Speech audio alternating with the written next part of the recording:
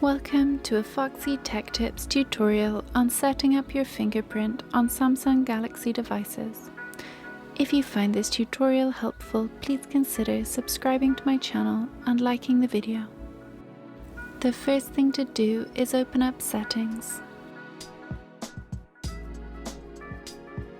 Scroll down and open Biometrics and Security. Select Fingerprints. You will have to enter your current PIN or password to continue. Tap Continue. Follow the instructions on the screen to set up your fingerprint. Once your finger is fully scanned, you have the option to add another one here, or tap Done. Back on the fingerprint screen, you can see your new fingerprint will be named Fingerprint 1 automatically.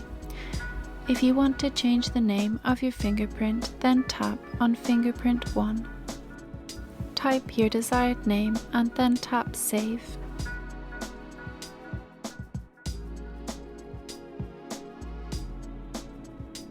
You can tap Add Fingerprint here to add another fingerprint.